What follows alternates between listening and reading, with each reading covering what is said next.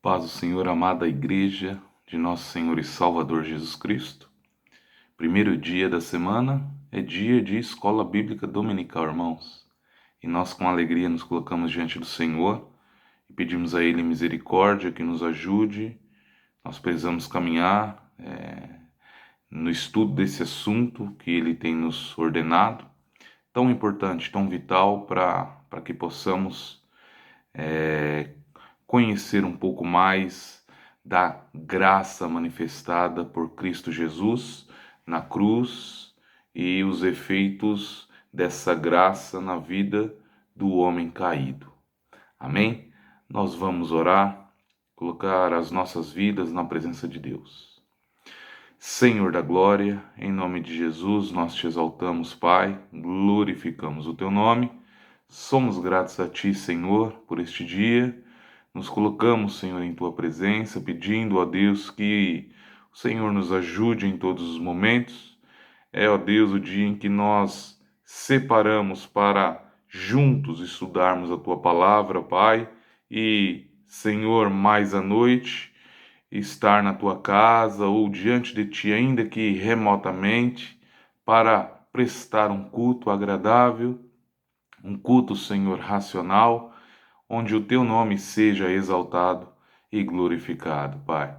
Fica conosco ao longo destes breves minutos, Senhor, que estaremos falando a respeito da tua palavra e de quão maravilhosa é a tua obra na vida do homem, Senhor. Assim nós oramos, te agradecemos e pedimos, Senhor, nos ajuda, fica conosco, porque sem a tua presença nada poderemos fazer, nem hoje, nem nunca, Senhor. Assim nós oramos, em nome de Jesus e para a tua glória. Amém, Senhor. Glória a Deus, irmãos. Então nós temos falado a respeito do pecado e já estamos caminhando para o fechamento, né, desse assunto. Embora nós tenhamos muito mais para falar, é um assunto que precisa ser digerido aos poucos e é muito importante a compreensão, irmãos.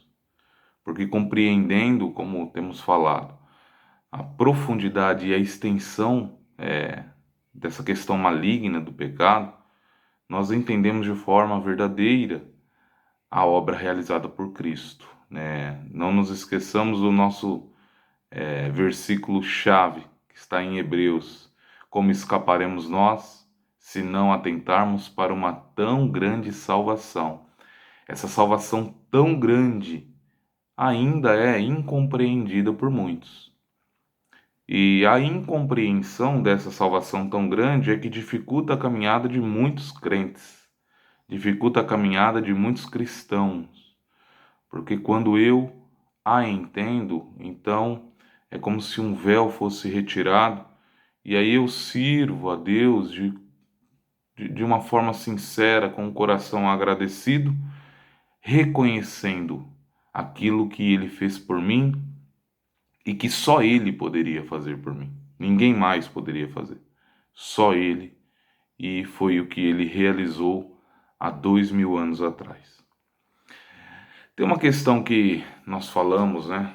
Pregamos e os irmãos isso já faz parte do cotidiano em relação à palavra de Deus e pregações e aulas, que é a questão do sangue, da efetividade do sangue do Cordeiro para a purificação dos pecados. Mas muitos nunca se perguntaram por que o sangue. Alguém fala, mas isso é simples, é muito básico, e vai dar uma explicação.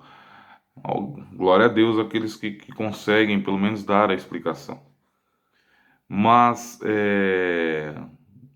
hoje nós vamos entender um pouquinho mais por que o sangue, né? Por que o sangue do Cordeiro? Porque e só através do sangue. Deus poderia ter determinado das mais variadas formas, em sua soberania e em a história, essa história estando nas suas mãos, ele poderia ter determinado um desenrolar diferente, mas ele determinou que fosse o sangue, porque o sangue. Então, não temos a pretensão de de explicar tudo, ou discorrer sobre todo esse assunto, porque também é muito complexo e completo. Mas vamos hoje, na medida do possível e do tempo que temos, irmãos, passar alguns textos e mostrar para os irmãos por que o sangue e quão maravilhoso é essa questão. Amém? Então, o tópico 5, que é o que veremos hoje, é a natureza pecaminosa transmitida. Tópico 5, a natureza pecaminosa transmitida. E aí o subtópico 5.1 é a malignidade passada de pai para filho. Tópico 5.1, malignidade passada de pai para filho. Vamos abrir em Efésios 2, versículo 1. Diz assim: E vos vivificou estando vós mortos em ofensas e pecados, em que noutro tempo andastes, segundo o curso deste mundo, segundo o príncipe das potestades do ar, do espírito que agora opera nos filhos da desobediência. Então, a desobediência gera, a desobediência produz filhos, gera filhos, entre os quais todos nós também antes andávamos, nos desejos da nossa carne e dos pensamentos, e éramos, por natureza, filhos da ira, como os outros também. Então, Paulo diz que a natureza por si só nos fez filhos da ira, por conta da natureza ou daquilo que é natural, obviamente, irmãos, por conta daquilo que é natural, sem intervenção alguma de nenhum ser e de nenhum aspecto, sem nenhuma interferência, naturalmente somos filhos da ira. O caminho natural é o homem nascer com a inclinação para o mal predominando sobre suas decisões, pensamentos e atitudes. Tal acontecimento se dá pela transmissão sanguínea da semente paterna. Vou repetir, irmãos. Tal acontecimento se dá pela transmissão sanguínea da semente paterna. Então, atentem bem para isso. Essa questão espiritual que nós estudamos e nós somos espirituais e o nosso assunto é espiritual, irmãos. Mas, como falei na última aula, não podemos desprezar a questão física. O sangue derramado por Cristo na cruz, eu pergunto àquele que acha que é só espiritual: o sangue derramado por Cristo na cruz foi espiritual? Foi um sangue espiritual, um sangue alegórico. Não, pastor, na verdade não foi sangue, foi só uma figura. Pergunto a você: foi um sangue físico ou um sangue espiritual? É uma pergunta, né, irmãos? Pergunta muito, talvez até ignorante. Foi um sangue físico. Então não podemos desprezar a questão física. Então essa transmissão sanguínea nos faz, por natureza, a transmissão sanguínea nos faz, por natureza, filhos da ira. Agora, essa transmissão sanguínea, ela se dá através do pai, da figura masculina, da figura paterna. E eu vou mostrar alguns textos para os irmãos e algumas argumentações, se bem que não é nem necessário, não seria nem necessário para quem conhece a palavra de Deus, para os irmãos entenderem que é pelo homem, é pela paternidade que essa natureza é transmitida. Um ponto aqui, irmãos. Os irmãos já pararam para analisar o seguinte fato. Quando Eva come do fruto, ela não perde a glória imediatamente. Os irmãos já pararam para atentar sobre isso? e para meditar sobre isso, ela não perde a glória imediatamente. Ela come, ela está ali naquele diálogo com a serpente, ela come o fruto, e aí a palavra de Deus diz, depois ela vai dar ao seu marido. Isso está em Gênesis 3, 6. Diz assim: E vendo a mulher que aquela árvore era boa para se comer e agradável aos olhos, e árvore desejável para dar entendimento, tomou do seu fruto e comeu, e deu também a seu marido, e ele comeu com ela. Então foram abertos os olhos de ambos, e conheceram que estavam nus, e coseram folhas de figueira e fizeram para si aventais. Eva comeu primeiro. Ela tomou, pela sequência do texto, irmãos. Vendo a mulher que aquela árvore era boa e agradável aos olhos e desejável para dar entendimento, tomou do seu fruto e comeu. E depois que ela tomou do fruto e comeu, aí ela entregou o fruto a Adão. Por isso que Paulo diz que Eva foi enganada, né? E por que ela só, pelo menos o texto não mostra que ela tenha perdido a sua glória, né? Aquela glória que a revestia, e sem a glória foi oferecer o fruto a Adão. Por que que isso acontece apenas após Adão, né, comer o fruto? E Adão como uma figura masculina? Porque a responsabilidade e a ordem, né, primária foi dada a Adão. E a responsabilidade de guardar aquele ambiente, como falamos há algumas aulas atrás, era de Adão. Então, só um parênteses, para os irmãos entenderem essa questão da semente transmitida pelo homem, né? Daí nós vamos entender um pouquinho mais a respeito do Messias. E por que nós falamos, né, dessa transmissão sanguínea? Levítico 17, irmãos.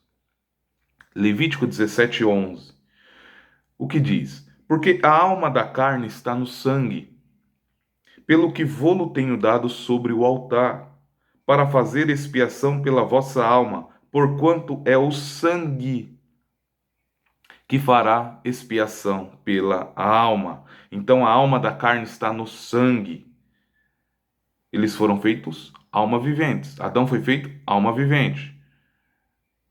E aqui Moisés diz que a alma está na carne. A alma da carne está no sangue, pelo que vô-lo tenho dado sobre o altar, para fazer expiação pela vossa alma, porquanto é o sangue que fará expiação pela alma. Então não podemos desprezar essa questão física.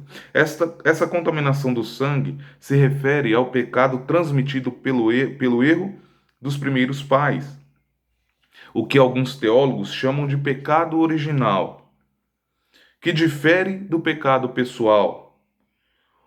Então, pecado original, na definição de alguns teólogos, eu não gosto muito dessa definição, mas também, né, não tenho autoridade para mudar. Então, o pecado original é diferente do pecado pessoal. Veremos, né, falaremos um pouquinho mais. O pecado pessoal é o erro de todo e qualquer homem que dá oportunidade para que essa má inclinação o domine. Então, o pecado original, aquele cometido lá no Éden, ele é transmitido geração pós geração consanguineamente pelo sangue. Ele é transmitido geração pós geração, independente da minha vontade ou da vontade de qualquer outro homem. Ele é transmitido. Esse não é o pecado pessoal. O pecado pessoal é quando, uma vez tendo essa natureza, eu abro, né, a possibilidade para que eu cometa todo tipo de torpeza, de engano, de dissolução. Aí é o pecado pessoal. A experiência de Adão foi singular, além da experiência de todos os outros membros da raça, exceto um. Adão tornou-se um pecador por pecar. Então, Adão foi o único ser que se tornou um pecador por pecar. Todos os outros, exceto um, Cristo, todos os outros, exceto Cristo, são pecadores não pelo fato de pecar, São pecadores por serem geração ou serem descendência, e por serem descendência, possuírem no sangue essa malignidade. Então, são pecadores por descendência. Uma vez pecador por descendência, tendo essa inclinação má habitando dentro de mim, aí eu cometo os meus pecados pessoais. Você comete os seus pecados pessoais, né? E Adão, ele foi o único que se tornou pecador por pecar. Ele não era antes. Não havia, né, essa natureza nele, como já falamos nas últimas aulas. Não havia. Então ele foi o único que de um ponto, de um V0, né, como nós chamamos em engenharia, de um V0, ele foi ao estado de pecador. Ele não nasceu pecador, ele não foi gerado pecador. Todo membro da raça, exceto um, peca porque é um pecador desde o nascimento. No caso de Adão, um pecado pessoal causou a natureza pecaminosa. No caso de todos os outros seres humanos, exceto um, a natureza pecaminosa causa os pecados pessoais. Então, no caso de Adão, é invertido. O pecado pessoal dele deu origem à natureza pecaminosa.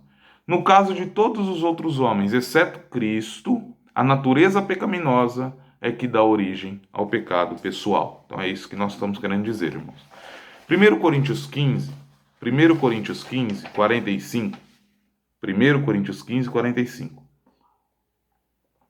Diz assim: assim também está escrito: o primeiro homem, Adão, foi feito em alma vivente, o último Adão em espírito vivificante. Mas não é primeiro o espiritual, senão o animal, depois o espiritual. O primeiro homem da terra é terreno, o segundo homem, o Senhor, é do céu. Qual o terreno? Tais são também os terrenos, que é o que nós estamos falando. E qual o celestial? Tais também os celestiais, que é o que veremos mais adiante. E assim como trouxemos a imagem do terreno, que é o que estamos falando, assim traremos também a imagem do celestial, é o que vamos falar. Notemos que antes de termos o encontro com Cristo, trouxemos a imagem do que Paulo chama de homem da terra ou terreno. E isso acontece de uma forma natural, como ele escreve lá aos Efésios.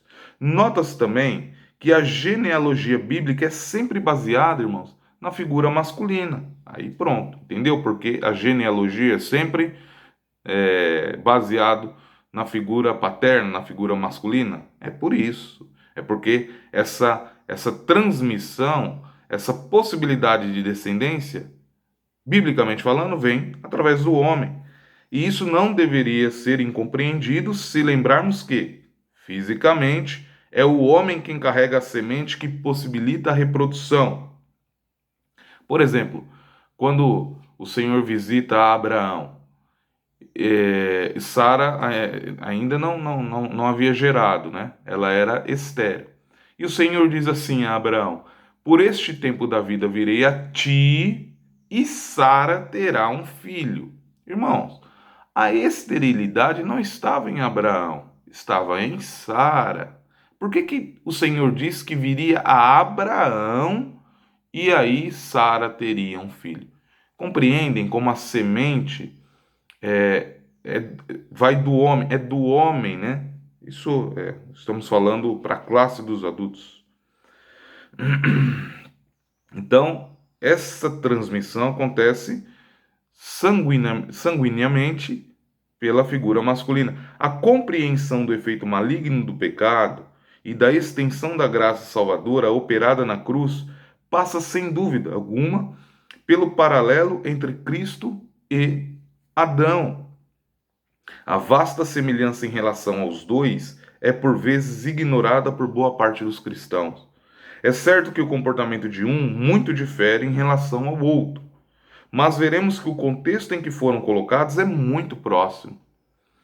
Por esse motivo, Paulo ancora a experiência de um para argumentar sobre a experiência do outro, e em ambos os casos, o efeito causado no restante da raça, seja de forma absoluta, como no caso de Adão, seja de forma potencial e ou relativa, no caso de Cristo.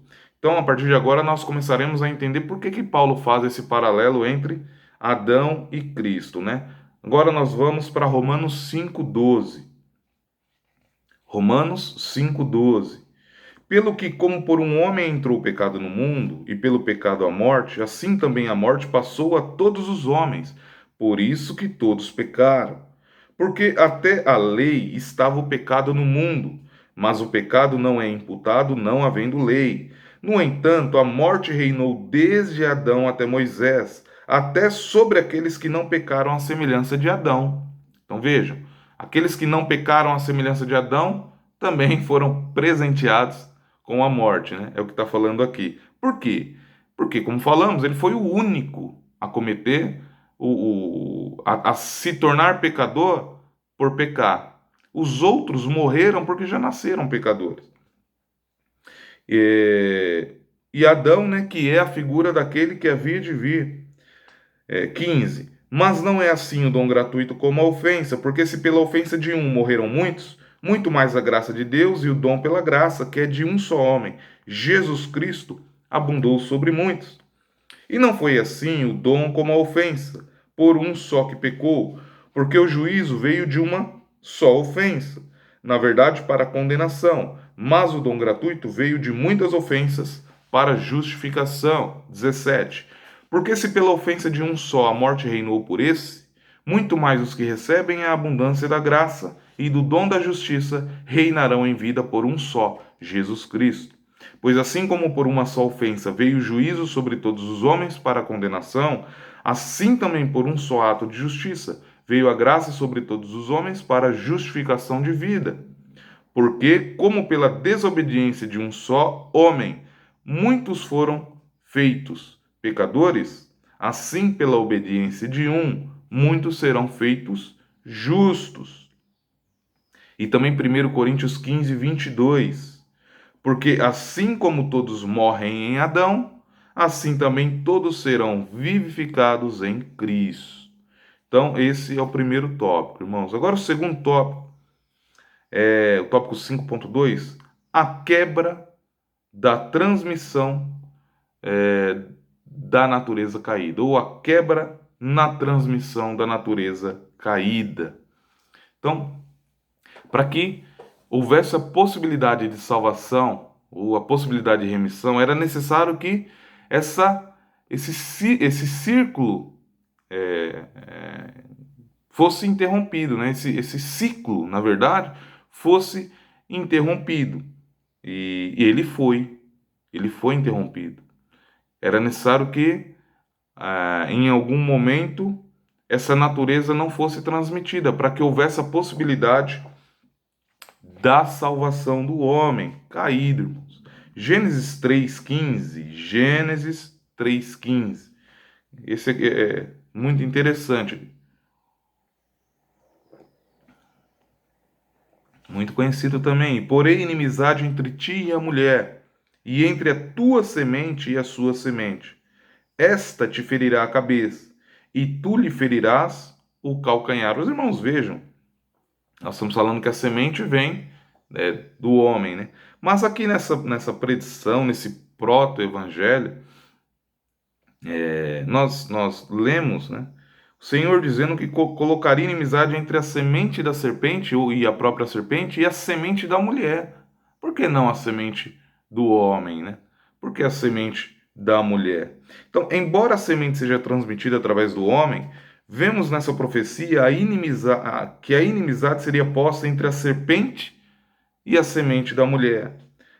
Tal colocação já demonstrara que algo não natural ou algo sobrenatural aconteceria no desenrolar desse plano para resgatar o homem caído. Então, por exemplo, nós vamos ver aqui a genealogia.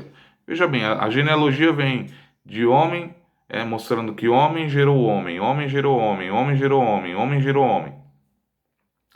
Ou o masculino gerando, né?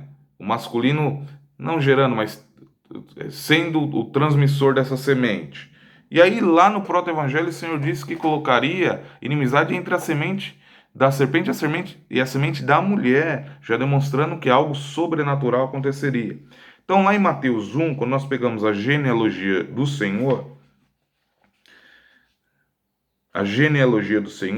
e aí, até aí, particularmente, de uma forma particular, irmãos, quando nós entendemos isso, até a genealogia de Cristo fica bonita. Até na genealogia nós vemos essa obra do Senhor em prol da vida do homem. Até no desenrolar, né, da forma que é descrita essa genealogia, nós vemos essa obra perfeita do Senhor, é, totalmente alheia ao acaso, né? Mateus 1:5.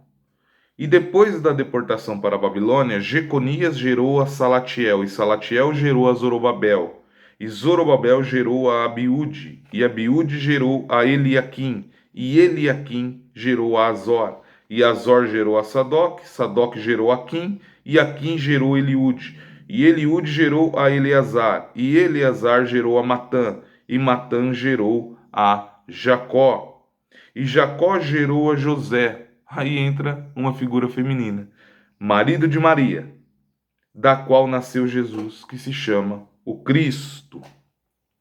Por que isso? A própria Bíblia responde, né, irmão? Agora Mateus 1:18. Mateus 1:18. Ora, o nascimento de Jesus Cristo foi assim: estando Maria, sua mãe, desposada com José, antes de se ajuntarem, achou-se ter concebido do Espírito Santo. Então José, seu marido, como era justo e não queria infamar, intentou deixá-la secretamente.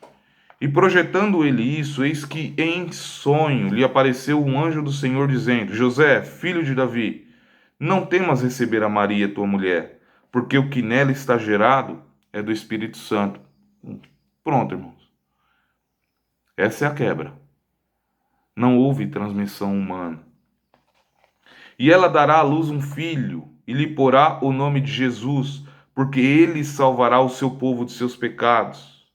Tudo isso aconteceu para que se cumprisse o que foi dito da parte do Senhor pelo profeta que diz: Eis que a virgem conceberá e dará à luz um filho, e ele será chamado Emanuel. Nós focamos muito nessa questão da virgem. A virgem conceberá, a virgem, o nascimento virginal é miraculoso, né, do Senhor. E nos esquecemos, irmãos, do que nós lemos lá no 21, perdão, no 20, porque o que nela está gerado é do Espírito Santo, né? O que os irmãos acham? Por que esse cordeiro, né? Ele não poderia ser gerado por semente humana. Porque se ele fosse gerado por semente humana, ou se tivesse, né, ali a semente de José, o sangue dele seria contaminado. Ele não poderia derramar o sangue para nos salvar, né? Então, de todas as formas que o Senhor poderia ter escolhido para operar a redenção do homem, nenhuma seria mais adequada à sua santidade e exigência, senão aquela que determina a troca do sangue contaminado por um sangue santo. E dentro desse contexto, o Filho de Deus não poderia ter nascido da semente humana, pois se isso acontecesse, primeiro que não seria filho de Deus, né? Mesmo ele nasceria com a natureza caída. Por conta disso, surge então a necessidade do nascimento sobrenatural do Verbo encarnado. Um dos motivos de ser chamado por Paulo de segundo Adão se dá pelo fato de Cristo ter nascido perfeito, sem inclinação alguma para o mal. Não havia qualquer resquício de maldade no Cordeiro de Deus. Então, Cristo poderia ter pecado, irmãos? Ele poderia pecar? Se ele pecasse, ele teria feito a semelhança de Adão também. Ele não tinha, né, essa natureza pecaminosa em seu ser. Isaías 7,14. Portanto, o mesmo Senhor vos dará um sinal: eis que uma virgem conceberá e dará à luz um filho, e será o seu nome Emanuel. E o 15: manteiga e mel comerá, até que ele saiba rejeitar o mal e escolher o bem. Aí é o seguinte: da mesma forma que Adão foi gerado por Deus de uma forma santa, de uma forma perfeita, e foi testado, a sua obediência foi testada. O que acontece com Cristo, né? Então, ainda sobre o fato de ser o segundo Adão, haveria sobre o Cristo a necessidade de, dentro de sua liberdade, escolher o bem e rejeitar o mal, que foi que lemos aqui em Isaías 7,15. Foi necessário que Cristo, embora não tivesse a inclinação para o mal, foi necessário que ele soubesse rejeitar o mal, o que Adão não soube fazer. De outra maneira, ele não poderia ser sumo sacerdote dos bens futuros, como escreve o autor da carta aos Hebreus, intercedendo eternamente por aqueles por quem ele morreu. Agora nós vamos para Hebreus 7,26, irmãos. Hebreus 7,26. Porque nos convinha tal sumo sacerdote, santo, inocente, imaculado, separado dos pecadores e feito mais sublime do que os céus.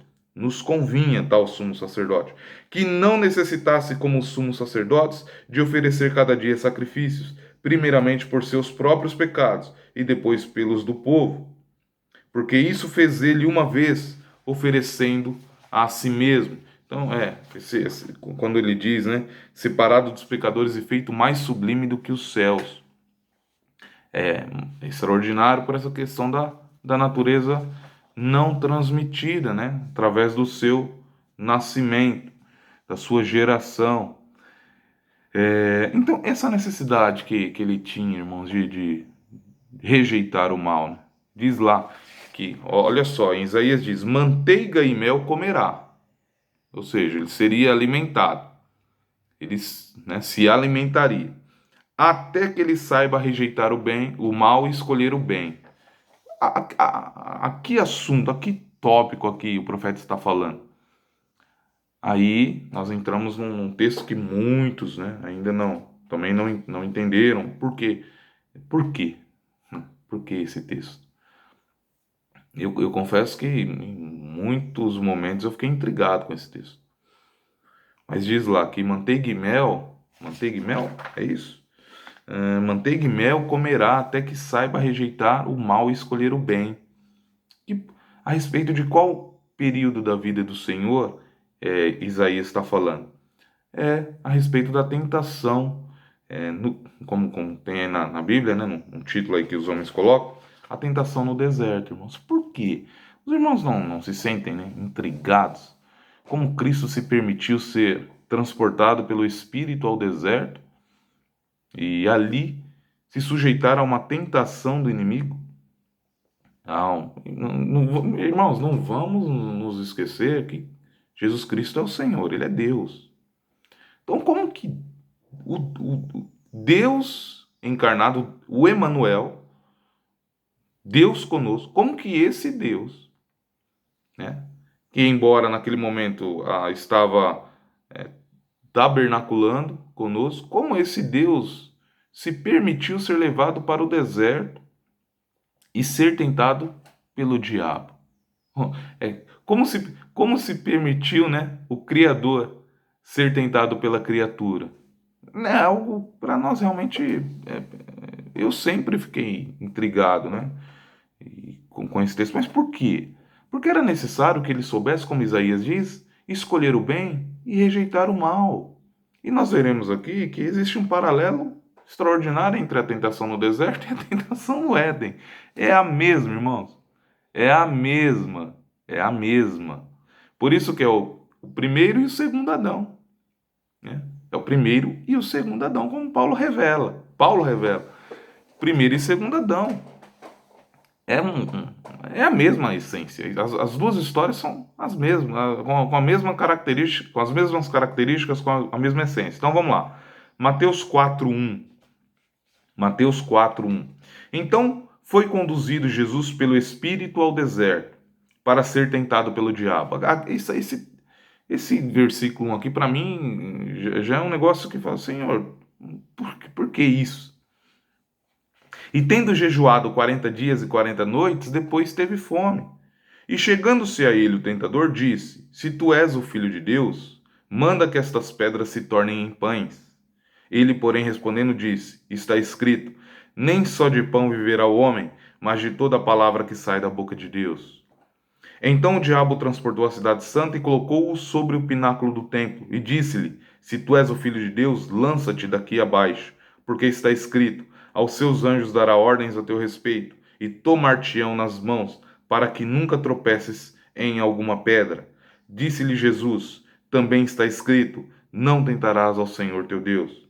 Novamente o transportou o diabo a um monte muito alto, e mostrou-lhe todos os reinos do mundo e a glória deles.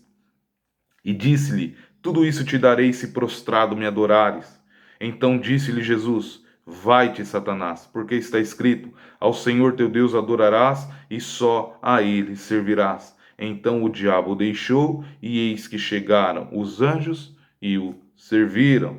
Notemos que a tentação que Satanás empreende sobre Cristo, embora seja mais aguda do que a que empreendeu sobre os primeiros pais, contém a mesma essência. Por que é mais agudo, irmãos? Irmãos, percebam que no Éden, primeiro, Adão e Eva não estavam em jejum. Eles estavam num ambiente, não estavam num ambiente hostil, né? Então, vejam que aqui essa tentação foi potencializada, né? E por demais, muito potencializada. Então, o ambiente era diferente. Ele apresenta ao Senhor cada uma das três categorias de tentações especificadas pelo apóstolo João, que é o mesmo que ele fez lá no Éden, né? Ele apresenta as três características, as três formas de tentação, e são as mesmas que nós vemos no Éden. Então, quais são, né, as três? Primeira carta de João, capítulo 2. Primeira carta de João, capítulo 2. 15. Não ameis o mundo, nem o que no mundo há. Se alguém ama o mundo, o amor do Pai não está nele. Porque tudo o que há no mundo, a concupiscência da carne, a concupiscência dos olhos e a soberba da vida, não é do Pai, mas do mundo. E o mundo passa, e a sua concupiscência, mas aquele que faz a vontade de Deus permanece para sempre. Então, a concupiscência da carne, concupiscência dos olhos e a soberba da vida. Vamos ver primeiro em Cristo e na tentação em Cristo. A tentação de Cristo, né, ali no deserto, que o diabo empreendeu sobre Cristo. Então, por exemplo, quando ele diz: Se você é o filho de Deus, ordene que essas pedras se transformem em pães. Concupiscência da carne, a necessidade da carne. Depois ele diz, ou em outro texto, em outro trecho: O transportou o diabo a um monte muito alto e mostrou-lhe todos os reinos do mundo e a glória deles, concupiscência dos olhos. E por fim, e disse-lhe: Se tu és o filho de Deus, lança-te daqui abaixo, porque está escrito: Aos seus anjos dará ordens a teu respeito e tomar-te-ão nas mãos, para que nunca tropeces em alguma pedra. Soberba da vida. Então vejam que esses três elementos estão na tentação lá no deserto.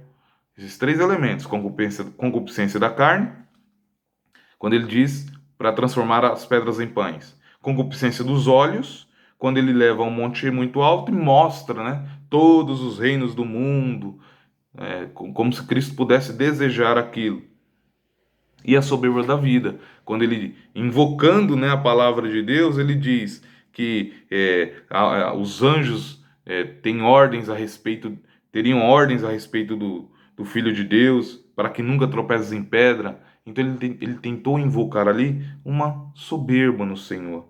Agora, se nós formos no Éden, é, é exatamente isso, irmãos. Então, por exemplo: E viu a mulher que aquela árvore era boa para se comer, concupiscência da carne, e agradável aos olhos, concupiscência dos olhos, e árvore desejável para dar entendimento, soberba da vida, né? Ou ainda pelo fato de querer ser como Elohim, a soberba da vida. Então vemos que houve a necessidade do segundo Adão saber rejeitar o mal e escolher o bem, o que não aconteceu com o primeiro, né? O primeiro, infelizmente, não soube rejeitar o mal. Para encerrar, irmãos, Hebreus 4:14. Hebreus 4:14. Visto que temos um grande sumo sacerdote, Jesus, Filho de Deus, que penetrou nos céus, retenhamos firmemente nossa confissão. Porque não temos um sumo sacerdote que não possa compadecer-se das nossas fraquezas, porém um que, como nós, em tudo foi tentado, mas sem pecado. Amém, irmãos? Então, de tudo que foi dito, dois pontos nós precisamos pescar aqui e guardar. Primeiro, essa natureza transmitida de pai para filho e a quebra dessa transmissão no nascimento sobrenatural de Cristo. Por isso que só ele poderia ter feito o que ele fez, só ele. Aí a salvação, né, a compreensão começa a ficar realmente uma grande salvação. Como escaparemos nós se não atentarmos não atentarmos para uma tão grande salvação? Só Cristo poderia ter feito o que fez, irmãos. Nós, para encerrar, eu faço uma pergunta para os irmãos. Nós cantamos, né, nós falamos, e não está errado dizer isso, irmãos. Mas é realmente uma provocação, né? Entendam, uma provocação santa, irmãos. Santa. Para que os irmãos pensem. Quem mais poderia ter morrido na cruz para nos salvar? Quem mais? Quando nós falamos assim, ele tomou a cruz que era para mim. Eu confesso aos irmãos que isso me soa um pouco estranho, irmãos. Por quê? A gente está acabando já. Para os irmãos pensarem mesmo. Porque ainda que eu morresse naquela cruz, não adiantaria nada. Nada. Nada. Absolutamente nada. Ainda que você morresse na cruz, não resolveria nada. Porque o meu sangue e o seu sangue não é um sangue santo, né? Não era um sangue santo purificado. Então, a cruz é para Cristo, assim como Cristo era para a cruz. Como ele diz a Pedro: Pedro, para isso, para essa hora eu vim. Então, é óbvio, irmãos, né? Entendam o que eu estou dizendo. Nessa romantização do Evangelho, quando a gente fala, ele tomou a cruz que era para mim, ele tomou. Não, você não merecia a cruz. Eu não merecia a cruz. Você merecia o inferno. E eu merecia o inferno. Não era a cruz. Ainda que eu e você morrêssemos na cruz. Se eu morresse na cruz pelos meus pecados, sabe para onde eu iria? Para o inferno. Se você morresse na cruz pelos seus pecados, sabe para onde você iria? Para o inferno. É isso.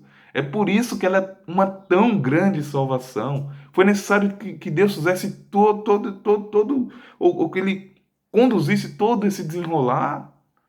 Porque só esse sangue puro do Cordeiro Imaculado, do Cordeiro Santo de Deus, poderia nos purificar de todo pecado. O meu e o seu não poderia. Aquela cruz não era para mim nem para você. Porque seria loucura. Morreram dois do lado do Senhor na cruz. E o que aconteceu? Então eles pagaram os pecados deles? Irmãos, isso tornaria a cruz de Cristo vã. Vã. Tornaria a cruz de Cristo inútil. Então, entendam o que eu estou dizendo, né? A cruz, aquela cruz lá, eu não merecia ela. Eu merecia o inferno, que é eternamente pior. Eternamente pior. Eu merecia o inferno. Eu não merecia a cruz. Ainda que eu morresse na cruz, nada adiantaria. Ainda que você morresse na cruz, nada adiantaria. Por isso é uma tão grande salvação.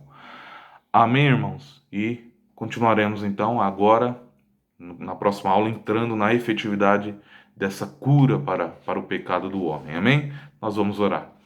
Senhor da glória, em nome de Jesus, te exaltamos, glorificamos e bendizemos, pois tu és tremendo, ó Deus, tu és maravilhoso e fora de ti não há outro Deus, não há outro Senhor. Pai, eu te agradeço pela oportunidade de estudar, de, junto com os meus irmãos, Pai, crescer na graça e no conhecimento de nosso Senhor e Salvador Jesus Cristo. Deus, abençoa o teu povo no restante do dia, nos leve em segurança, Senhor, a tua presença e que possamos neste dia prestar um culto agradável a ti, Pai. Nos ajuda, fica conosco. Te agradeço por Efizibá, pelo teu servo que tem o cajado, Senhor, por todos os professores. Peço que o Senhor renove todos os trabalhadores da tua casa e que possamos juntos continuar realizando esta obra. Te agradeço em nome de Jesus e para a tua glória. Amém, Senhor. Deus abençoe os irmãos, tenham um ótimo domingo e paz do Senhor.